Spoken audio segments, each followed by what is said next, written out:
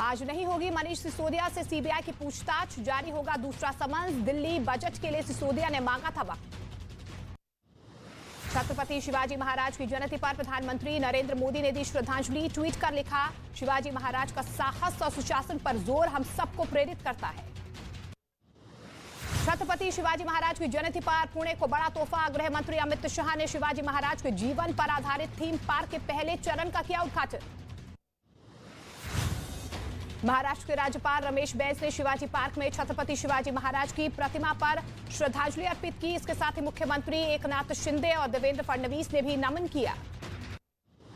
Mission Karnataka पर BJP अध्यक्ष JP Nadda, आज से नड्डा का 3 दिनों का कर्नाटक दौरा। उडुपी और बेलूर में आज करेंगे बड़ी रैली, बाइक रैली का भी कार्यक्रम। गृहमंत्री अमित शाह के महाराष्ट्र दौरे का आज आखिरी दिन है। आज शाम 5 बजे अमित शाह कोल्हापुर में विजय संकल्प रैली को संबोधित करेंगे। कथावाचक देवकीनंदन ठाकुर ने दी हिंदुओं को सलाह।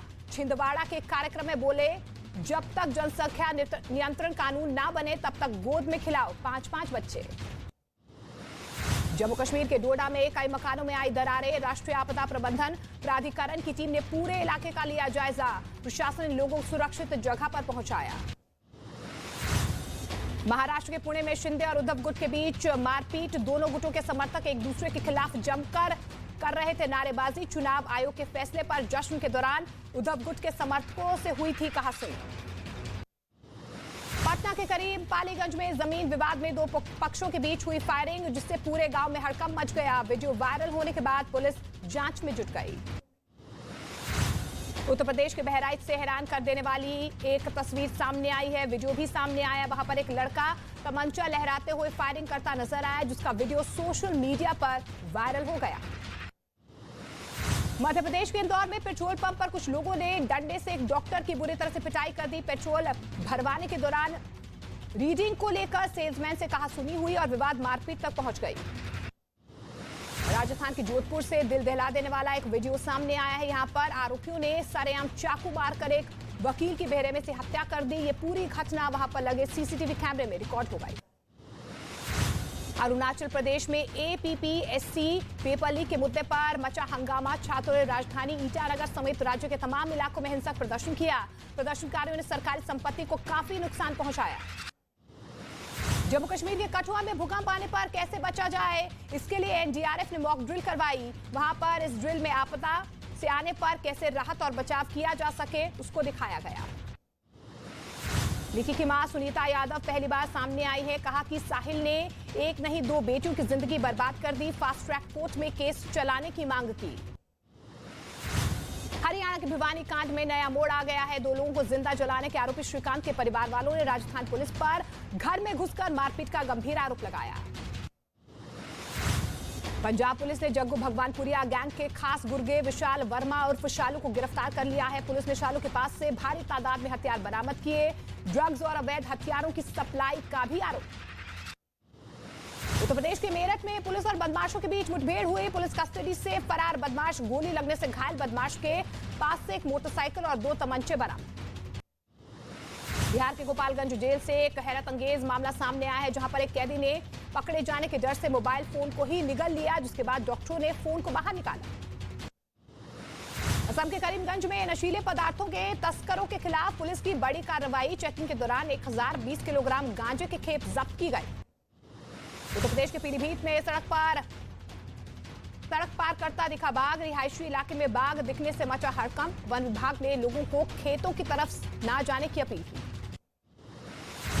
मुंबई ट्रैफिक पुलिस ने एक्टर कार्तिक आर्यन की कार का चालान काट दिया। गलत साइड में कार पार्क करने पर एक्टर कार्तिक आर्यन का चालान काटा गया।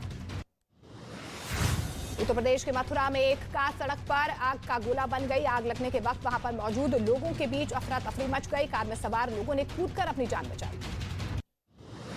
उत्तर प्रदेश के बुलंदशहर में दर्दनाक सड़क हादसा हुआ है। तेज रफ्तार गाड़ी ने मोटरसाइकिल सवार को मारी टक्कर। हादसे में 3 लोगों की मौत। उत्तर प्रदेश में गाजियाबाद में दिल्ली मेरठ एक्सप्रेसवे पर भीषण सड़क हादसा। वहां पर कोहरे की वजह से एक के बाद एक गाड़ियां आपस में टकरा गई।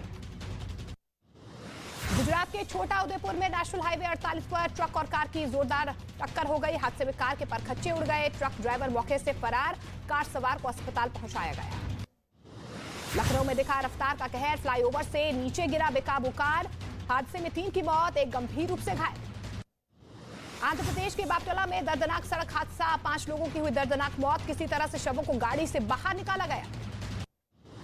केंद्र सरकार ने सेमी कंडक्टर के निर्माण को बढ़ावा देने के लिए बड़ी योजना का ऐलान किया। सूचना प्रौद्योगिकी मंत्री अश्विनी वैष्णव ने कहा, इंजीनियरिंग कॉलेजेस में अब होगी सेमी कंडक्टर की पढ़ाई।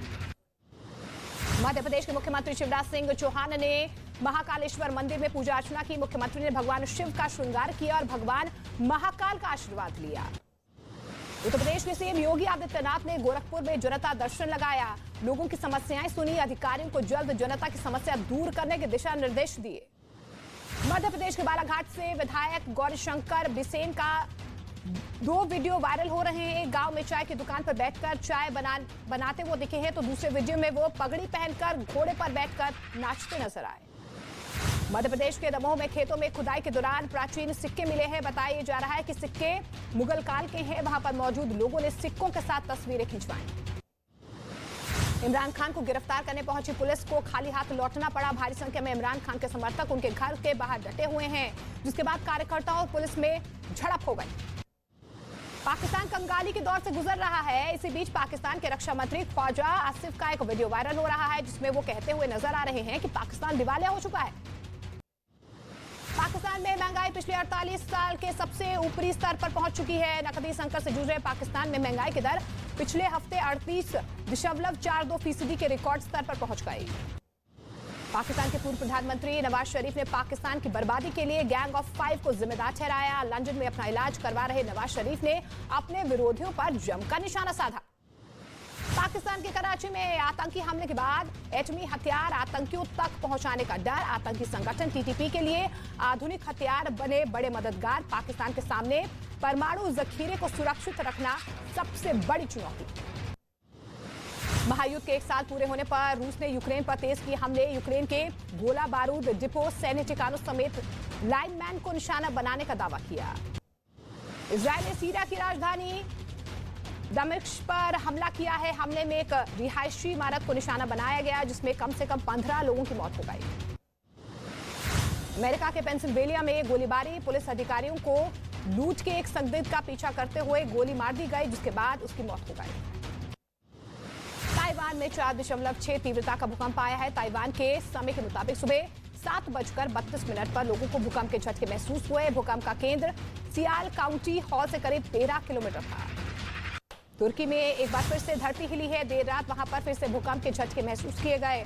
भूकंप की तीव्रता 3.8 मापी गई है। गनीमत रही कि भूकंप के झटके ज्यादा तेज नहीं। तुर्की और सीरिया में भूकंप से मरने वालों की संख्या 46,000 हुई। सिर्फ तुर्की में मृतकों की संख्या 40,642 पहुंची, जबकि पड़ोसी देश सीरिया में 5,800 से अधिक लोगों की मौत हुई। तुर्की में भूकंप से भारी बर्बादी के बीच 12 दिन के बाद चमत्कार की तस्वीर सामने आई है। हाथे शहर में मलबे से 3 लोगों को जिंदा बाहर निकाला गया, फिर एम्बुलेंस के जरिए अस्पताल भेजा गया। महाविनाशकारी भूकंप के बाद सीरिया में मलबा हटाने का काम लगातार तेज है। जिंदरिस से आई ड्रोन तस्वीरों ने हर किसी को हैरान कर दिया है। इमारतें जमींदोज होने के बाद बर्फीली ठंड भी वहां पर लगातार लोगों को टेंट में रहने को मजबूर कर रही है। तुर्की में भूकंप के बाद एक गांव 2 टुकड़ों में बंट गया है। महाविनाशकारी भूकंप के बाद तो कई मकान 13 फीट तक जमीन में धंस गए हैं। जमीन धंसने के कारण कई जगह पर पानी ऊपर आ गया है। चीन के शंघाई से हैरान कर देने वाली तस्वीरें सामने आई हैं, जहां पर एक तेज रफ्तार गाड़ी अचानक डिवाइडर से टकराई और पलट गई। हादसे में कार चालक की मौके पर ही मौत हो गई।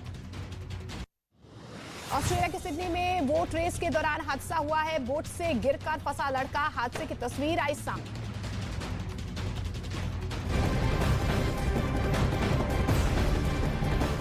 FIR नंबर 208 शनिवार रात 10 बजे से लगातार सिर्फ न्यूज़ 18 इंडिया पर।